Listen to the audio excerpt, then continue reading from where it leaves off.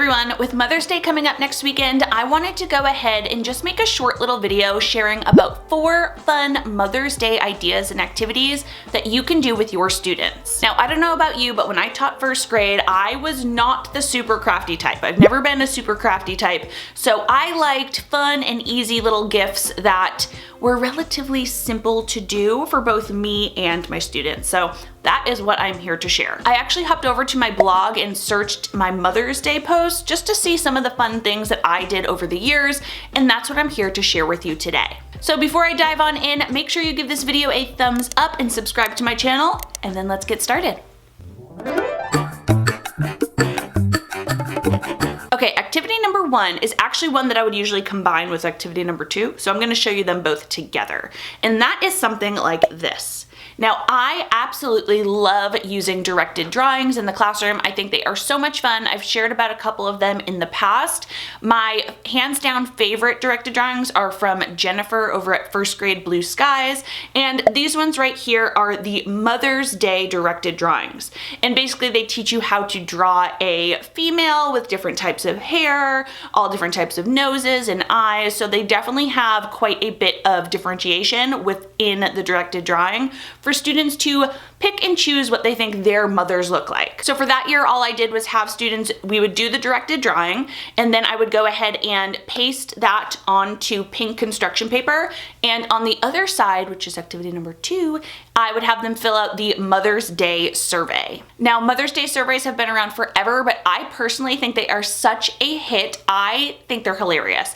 I love reading when my own sons fill theirs out about how much they think I weigh or what they think I'm really good at and what they enjoy doing with me. They're just so sweet and such a great little capture of their moment in time when they're thinking about their mom. So for that, I have a free Mother's Day survey. It looks like this. I will link this down in the description. And yes, because I know you will ask, the Mother's Day part, I have it for grandmother and I have an editable one. So if they have a nana or an aunt or someone else special in their life that they want to celebrate during this time, they can easily fill out the same survey with the different words. So that's activity number 1 and number 2, and I'll also link Jennifer's directed drawings down in the description. I believe that one came from her paid unit. I'm not sure. I will check and link it down below. And Amy Lemons might also have one for Mother's Day that might be free. So if that's the case, I'll link them both down in the description. All right, activity number 3 is something that I made, I think in 2012, that I would do with my students. And again, very simple activity, but it is called a recipe for a mother's love. And I would make little recipe cards that look just like this one. And as you can see, it says created by their chef, and that would be the student's name. And then they just go ahead and fill in 1 pinch of sweetness, 1 teaspoon of kisses, 3 big hugs, and 1 cup of love. They mix it all together, and then they go ahead and have 1 very loved mommy. It's just something really cute, and on the other side of it, there's actually a sugar cookie recipe that they can make with their mom if they want to.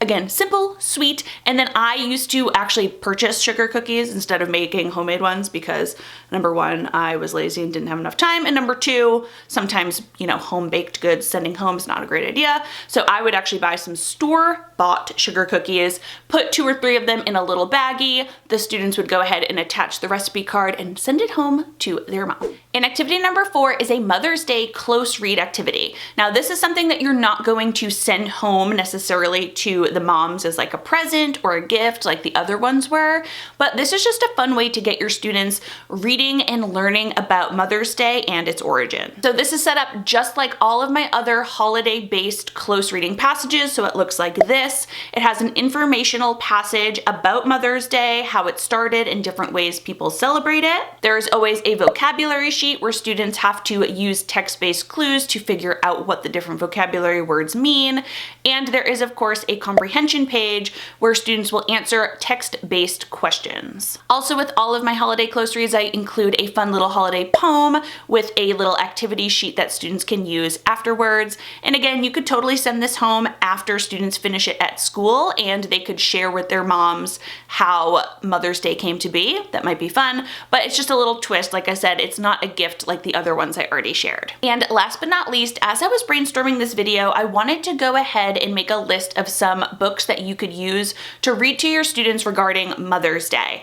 As you are well aware, maybe not everybody in your classroom has a relationship with their mother, knows their mother. Some might have two mothers. Some might have their grandmother as their motherly figure. We know there are many different scenarios in which a typical mother and daughter or mother and son relationship might not be there.